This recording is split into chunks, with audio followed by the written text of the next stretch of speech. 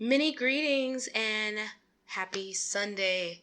This is Reiko B. Blackheart, and you guys have stuck it out for another Sunday Detox. And today we're going to be talking about family stress, mainly family stress during the holidays from the perspective of, guess what, a millennial, as well as give you some tips of the trades on how to make family stress a little bit more bearable during the holiday seasons, especially for the older generation.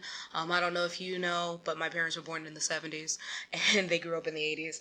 So they're not really privy to a lot of the stuff going on, and they typically sweep a lot of things under the rug, and they're really about their traditions. But let's go ahead and talk about some of the holiday stress, and I'm going to give you guys a little backtrack. I'm actually from two different households. My mom and my dad separate when I was 7, and for a couple years with my mom, we had one tradition, and then with my dad, we had another tradition. So with my mom, our tradition was every single year we will sit here, decorate the tree either the day of Thanksgiving or the day after Thanksgiving, make a whole thing about it, and then the entire month of December playing Christmas music. I never knew how much I hated Christmas music until I got into retail and worked retail, but my mom kind of started me off with it. So typically I end up having like a lot of Christmas music almost every single night, and used to watch like slowly but surely these presents start showing up under the tree. And I was a bad child and a very curious child. I'm not going to say that I was bad. I could just say I was curious. I used to sit here and always wonder what my gifts were. But I already knew Santa Claus didn't exist, but I kind of kept the illusion alive for my brother. So I kind of was like, okay, well, I know mommy has the gifts hidden because she always hid the gifts in two different spots. She hid the ones that was quote unquote from Santa in one location of the house, and then the ones for the parents was always in another part of the house. So I always found the one for the parents, and then I always found the ones from Santa. A little bit later, my mom had to get crafty and start hiding them in like crawl spaces in the attic and stuff above like the garage. And when we were on base, she used to hide them at other people's houses because I used to figure out where they were, and I got so good at like unraveling them and then putting them exactly back the way they were that my mom never knew that I already knew what my gifts were. So I was like, hey, oh, surprise. I've gotten to the master of like pretending I was excited about a gift I already knew about. So that was one of the major things when it came down to that. Now, my mom always had us open up one gift the day before on Christmas Eve, and then she always had us opening up one during Christmas Day. Now, we didn't have any traditions where we got around a lot of major family or anything. That was not really my mom's thing. She was kind of like, this is enough, because she was in the military, so she was kind of used to not being around a lot of people and being around family and stuff. She's known most of that to her adult life as a military spouse, and then turned around and joined the military herself. So when she got out, she kind of made her own tradition, but she kind of stuck to her older traditions where we really didn't go see family. So my dad, on the other hand, that's a whole different ball field. My dad, despite being in the military, he is very about his family and having all his kids together and being a big socialite, which I don't get how we're both Pisces, but we're the polar opposites in some sense. Like, I like to socialize, but not to the extent that he likes to socialize. Like, he likes throwing parties and feeding people and, adopting multiple people. So when I moved in with my dad, when me and him got over our rough patch because I was transitioning from one environment to another environment, every year he would decorate the house. We wouldn't actually play Christmas music until like the week of Christmas. And I got into the habit of realizing like, hey, now I got not one other sibling, I got multiple other siblings now. It was me, my sister, my brother, and then at this time, I think at this where I'm starting is now we had a new baby brother, and I really didn't want to have any more siblings. I was like, my dad shouldn't be having any more kids. What's going on? I already gained a sister from the relationship, and me and her, we just started to like each other, so we were real good about it. But ultimately, like, I had like a love-hate relationship for like my new siblings, because I was still young and I didn't understand that, hey, parents are not going to be together forever. Unfortunately, that's not how the world works. So during the Christmas time, I used to sit around with my stepmom, the person I call my mom, we used to sit around and then like a couple days before used to wrap up gifts that we got, like our siblings or we got for the parents. Usually 9 times out of 10, because I wasn't working, they knew what gift they were getting, and I kind of knew what the gifts the siblings were getting, because I was always helping them wrap up gifts. And they will always wrap my gift like the night before or the beforehand, because they kind of knew what I was getting ahead of time.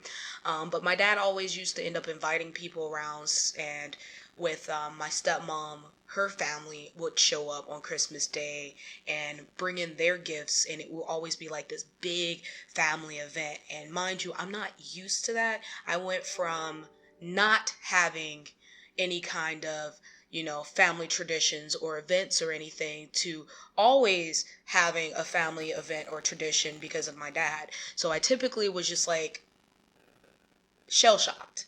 And mind you, when I moved in with my dad, I was like 15. So I was not used to this. Like for 15 years, like majority of my childhood into high school years, I didn't have that kind of tradition where I was always under my family for Christmas. Like I was used to going to visit my grandparents during the summer when my dad and my mom first split. But Christmas time, no, I really wasn't doing that. But that's how my dad has always done things. He does that for the 4th of July, does it for New Year's. He likes going out. He likes doing it big, because his whole mentality is, this may be the last time you see these people. My dad is one of those people who curates our family reunions every year. He's big about his family, bigger about traditions. Even like in those old school, like if the whole neighborhood raised you, he knew everybody down the neighborhood, and when one of them passed, he has to be there.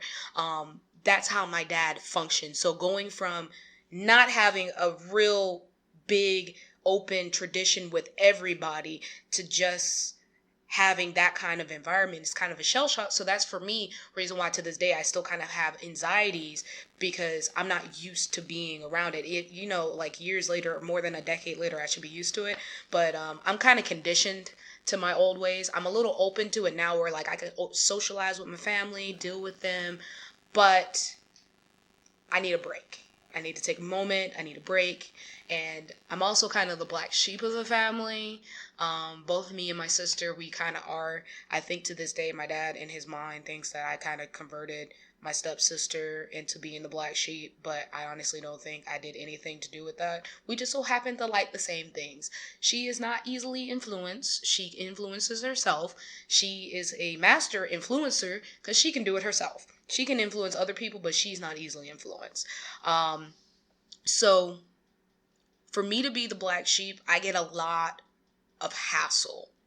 And me now being 28, I honestly, it can't even be when I was 28. Like starting from 18, almost 19 to like now, so a little bit about 9 years, my mom, my biological mom, the one who helped in my creation, and then my stepmom and my dad have been like constantly at me like, when are you going to start your own family? When are you going to give us grandkids? Like they're so grandkid hungry at this point. I feel like the moment I give them the grandkid, that will be the best gift that they will ever have. So I have to deal with that trouble now. And then on top of everything else, they don't understand the stress that I have trying to make them happy. I don't have the best background. I was in a situation with my mother where I had to leave. So I'm constantly trying to get approval from a figure that I care about, which I've gotten out of, because now at this point I gotta get approval for myself. And so I used to felt like I was obligated to go to these family events to make my dad happy, and even if it made me uncomfortable, and felt like I had to sit it out and be there in these events. And my dad just to this day just never understood why I had anxiety. Even if it was family, I had to explain to him, I'm like, it may be family, yeah, I get it, but it's draining. I'm an extroverted introvert, and I have enough energy to deal with a little bit of stress before I physically get stressed and get sick and get tired. And I literally will sit here, socialize during the event, and then disappear in a corner and go to sleep. So dealing with that and battling with anxiety and then depression got to the point, because like for years I didn't know I had depression. I knew I had anxieties because I used to, like, pick my nails and do little things and tap on things. I actually have a tick now when I'm trying to remember something. I knock on something. I'll knock 3 times, and like my employees who are under me kind of figured that out. They were like, "Oh, so you have a tick when you're trying to remember something, you knock." I was like, "Yeah, it helps jog my memory. I don't know. Don't ask."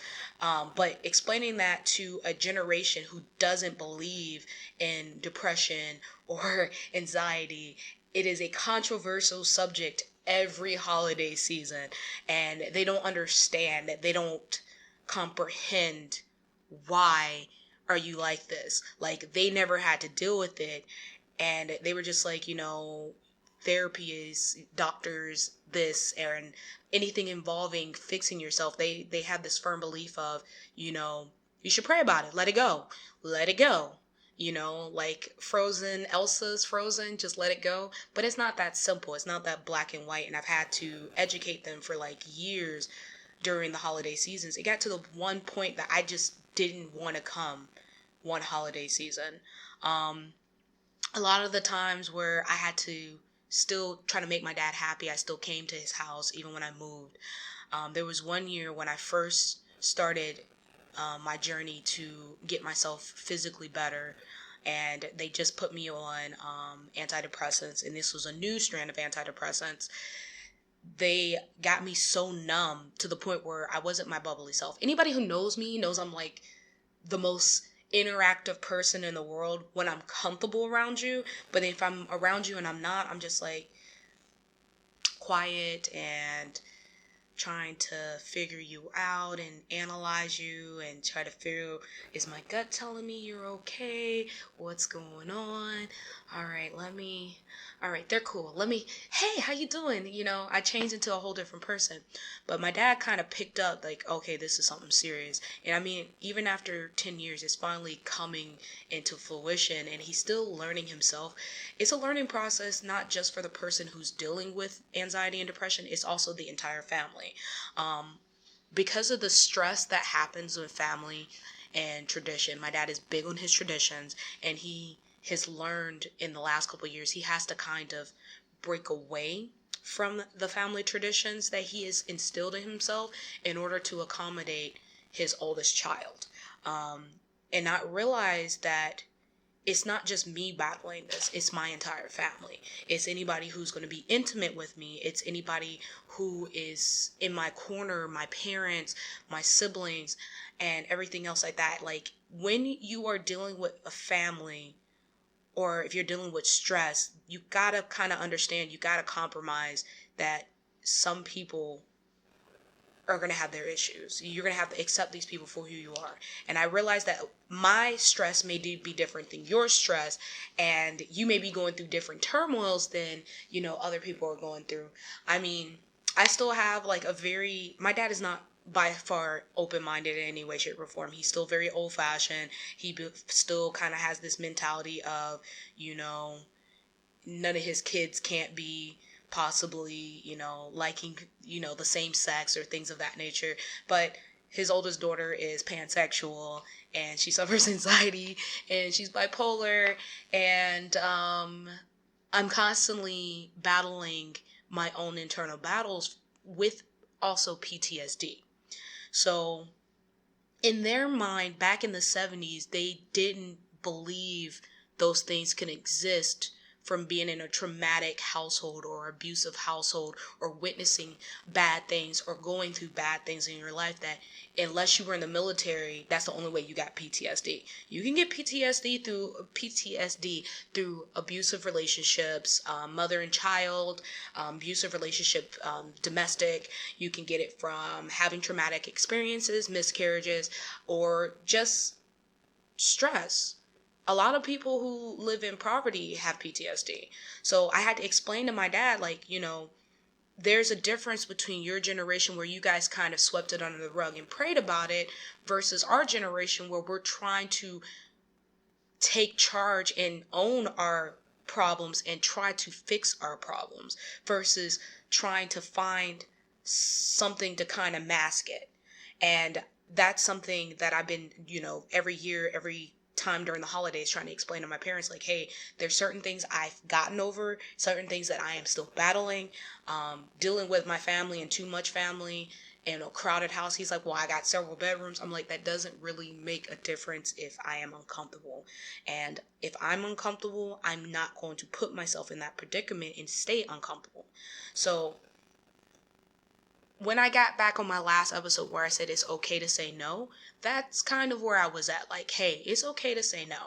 Now, the biggest thing that I want to let some of my older listeners and people who are watching know is when it comes down to your children, especially millennials, we have a lot of diversity. I know a lot of you guys don't understand it.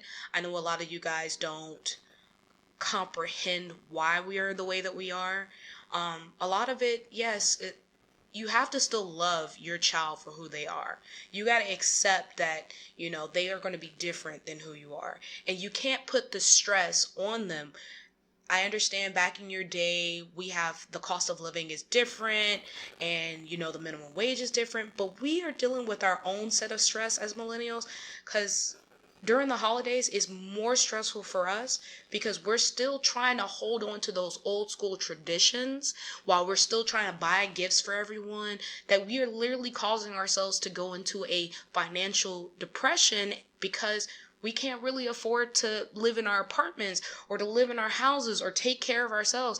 I remember my first couple years out on my own when I turned 18, that I literally, even if I had a job that was a little bit above minimum wage, I was still eating ramen noodles because most of my bills were getting paid through,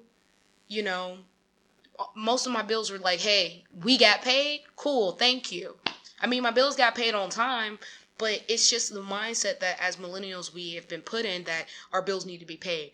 Our credit needs to be good. Basically, you can't get a new car or you're going to end up in lemon. Or if you don't pay your stuff, you're going to end up messed up. And a lot of people's priorities are not the same as mine. My priorities is make sure my bills are handled before anything else happens. And I'm one of those people that a lot of the times why a lot of my stuff gets put on the back burner that I want to do fun wise is because I want to make sure things get done. And that's why my dad doesn't understand, like, why are you taking these overtime hours? Why are you dragging yourself? I was like, as honestly, I have no problem with my family. Again, it's just that social anxiety and being in a crowded house because he has this whole, I want everybody under one roof for like several days. And I'm just like, I can only deal with you guys for a couple hours. I love you, but no. So I typically have to remind them like, hey, times are different. And they see the times are different, but it's also an age different. He's been working longer than I have, and we're in a whole different generation. And during the holidays, he doesn't understand that I can't just stop what I'm doing to come and pick up and go to him without having to take some kind of loss of some kind financially. It is more of a burden because it's almost to the point where in certain areas as a millennial, it literally costs for you to breathe. And it costs for you to think or move or do anything. And then like, it's just too much. It's overwhelming. We are just trying to stay afloat and make our parents proud. Some of us are just trying to make ourselves proud. Some of us are just trying to make our parents proud. Or some of us just don't want to ask our parents for help. And there's nothing wrong with asking our parents for help. But we want to strive and get past all the stress that's going on during the holidays. Especially, like I said, with the supply and demand and wanting to buy gifts and everything else like that. And then on top of that, a lot of us who are dealing with sexuality and we have parents who are not okay with our sexuality, sometimes dealing with the stress of that, if their parents is already aware or their parents are not aware of when are you going to come out and be your true self. So you're not really being your true self during the time that you're around your parents. Some kids just don't feel comfortable around their parents during the holidays. Some parents don't feel comfortable around their children knowing that their child is a certain way. I can see the tenseness with my dad sometimes that he has with me when it comes down to my anxiety and depression. And he's like, wants to deal with me with kid gloves now, where back in the day he didn't care if he hurt my feelings or not. He's learned that now anything can kind of set me off, so he's been handling me with kid gloves, and so he's kind of like scared. I wouldn't say scared, he's just handling it outside of his normal, because I'm his child, and he knows that I have anxiety and depression, and he knows that with my stress levels it messes with my endometriosis and things of that nature. And he realized that now he can't really ask me about having grandkids anymore, because endometriosis is a trigger point for me, and I think he probably knows about my past, but it's okay, because endometriosis basically means my fertility is slim to none, and I'm all right with that. I've got over the year, thought about it, and I was like, you know what, at some point I'm just going to adopt. I'm going to adopt when I'm 32. I'm very close, not close enough yet. So like I said, some parents typically are not comfortable around their children, or they're not comfortable around their children's significant others, or in rare cases, they don't like their grandkids.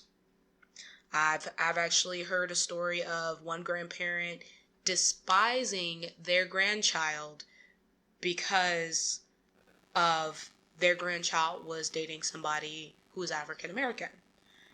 So he basically got disowned from his family, and in a way, until the grandfather passed, he wasn't allowed to come to any family events, because the grandfather was the one who was at every family event until his grandfather passed. So he wasn't allowed to come, because not only did he decide to continue dating this girl that I am real close friends with, I know when they hear this podcast, they know I'm talking about them. He didn't care.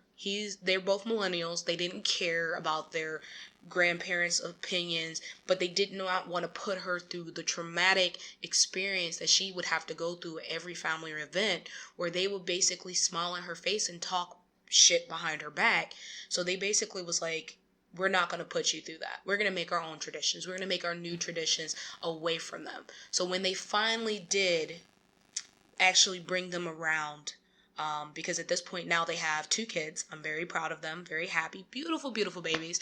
When the grandfather finally passed and they were able to actually bring these grandchildren around to their grandmother, who had no problem with them, she just had to listen to what her husband was, because she grew up in that decade where that's basically all she knew was, I have to serve my husband. If my husband says it, I gotta go with it. Basically, this grandmother had never seen her grandchildren, her great-grandchildren, and the grandparents never saw their grandchildren, because he made it a point to stay away and not put his wife through the drama of any family event, because their family only got together during like the 4th of July and any major family event. Like every year they had a big family reunion in Georgia, and he would always leave Florida to go up, and I wouldn't see him for like a week. And then he'll come back like, yeah, so my family, this is what's going on.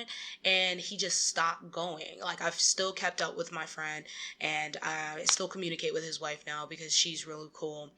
She now is being opened into the family, like brought into the family with open arms, because that one bad seed that basically trickled into the whole family is now like gone. Like the cancer has got cut out. No, I mean, rest his soul. I don't ever want to wish anything bad on anybody, regardless of how they think.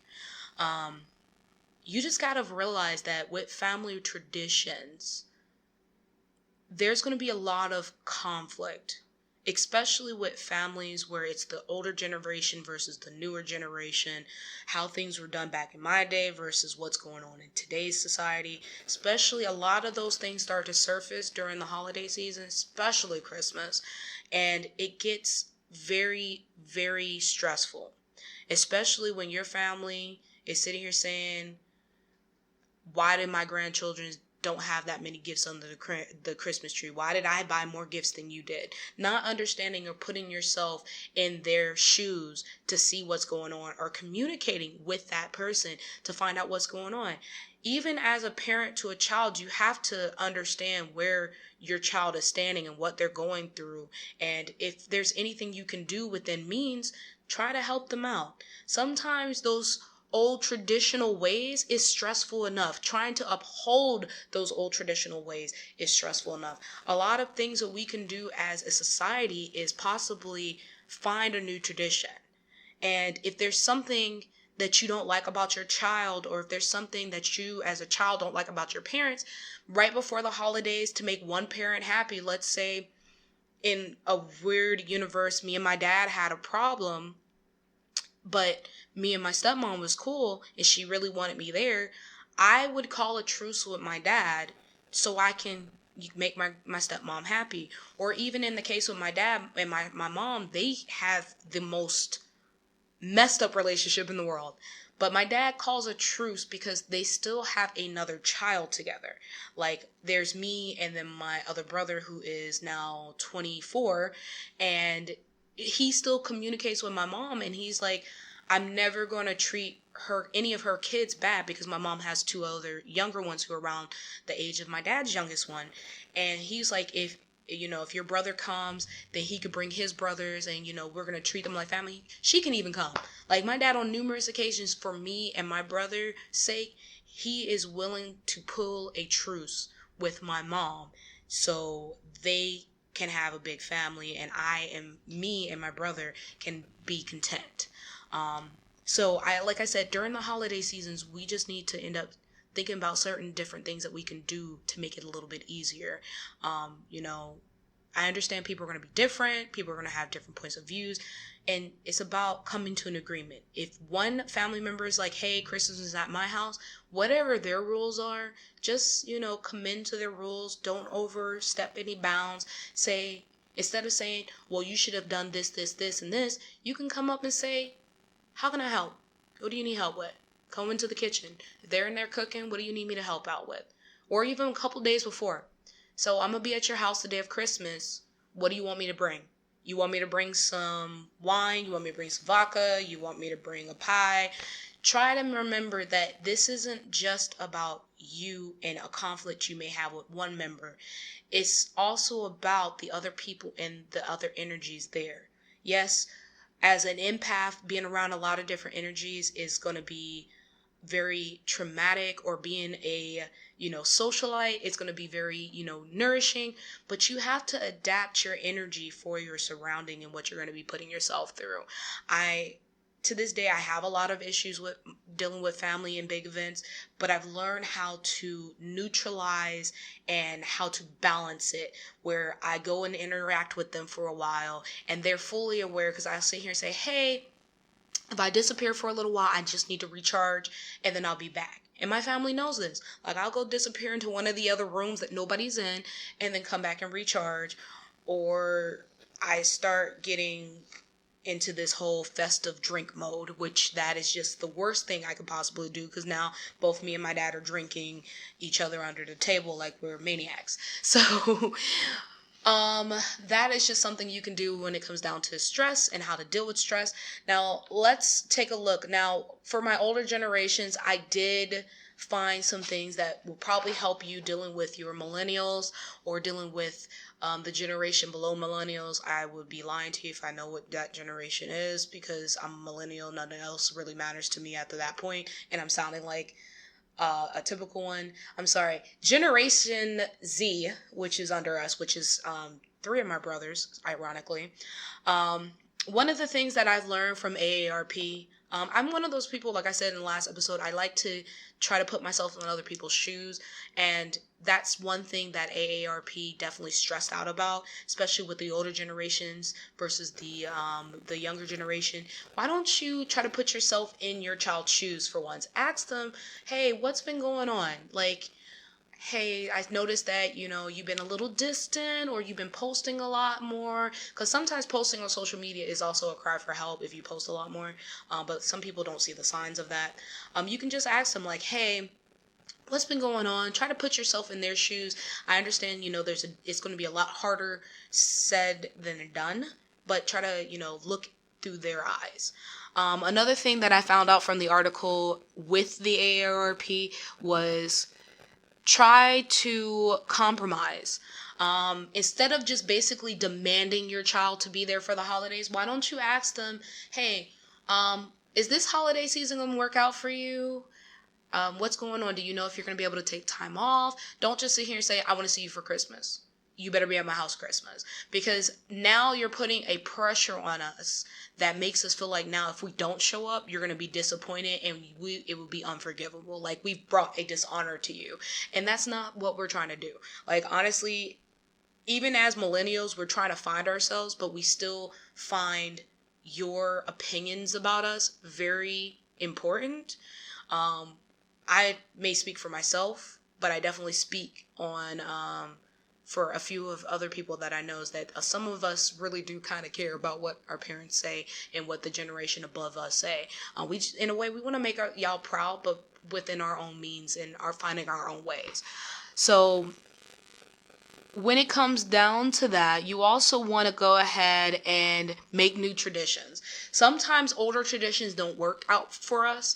A lot of the older traditions is stuff that we don't get down with. Like my mom, oh, there it is, another tradition. My mom every year, never fails, would make me watch It's a Wonderful Life. And if I fell asleep on it, or if I tried to cut out because I got really crafty with it, where I used to go to the bathroom a lot, she would make us rewatch it several times. Like I think I watched that movie so much I could probably recite the whole entire movie when I was younger. I have never picked up that movie again as an adult because I refuse. I will never it's a great movie. It's a great movie. I never want to say it's not a great movie. But the fact that me and my mom kind of desensitized me from the movie by making me watch it almost every day for a week, sometimes multiple times in a day if I fell asleep, I felt like that was torture. She was doing it on purpose because she felt like I didn't get the message. She would do that with that movie and Miracle on 34th Street. But I love Miracle on 34th Street. Just can't do It's a Wonderful Life. But that movie made me love a lot of older films. I definitely got to say that, but there was the negative to that. And of course, like when it comes down to that, it's fine making traditions. It's okay with the traditions you have. Why don't you revamp the traditions and make it a little bit more generation friendly? Like my dad has gotten into the habit of us trying to get like board games together. Well, more or less, I think my sister started that. I can't say really my dad did. My sister will randomly be like, yeah, let's play a board game together because most of his children are gamers. So he will sit here and be like, let's play a video game together, or let's play a board game together. Or my stepmom will be like, let's play a board game. So now that brings us closer together. And that's something we all can do that doesn't spark controversy or drama, and it doesn't cause any like triggering like conversations to start, because certain conversations can really get people in a different headspace.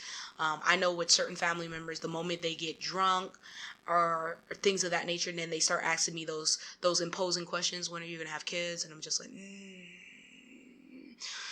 when are you going to stop smelling like alcohol and breathing out my face? But we're not going to talk about that. Be nice. Gotta always be nice. It's the holidays. Preserve your energy. And then sometimes it's also, the major thing is whatever has gone through the year with you and your child or you and your parent, because we're not going to always see eye to eye as child and millennials or Generation Z or the generation, the baby boomers and all of them. We're not going to see eye to eye. We're not. So we're going to have our differences, but we have to accept that everybody has their own opinion, and we're going to have to accept that we're all going to have our own way of doing things. So instead of getting upset and saying, well, back in my day, or I don't get why this happened, you can just let that go, because guess what? We're not living in the past anymore. We're living in the present. You can't get mad at what happened a week ago, a year ago, 2 years ago, or even decades ago. You got to kind of let it go, because at the end of the day, these holiday traditions and these holiday moments are meant for you to bring yourselves together and spend time with your family and enjoy time with your family in these moments, because you never know, with everything going on in society,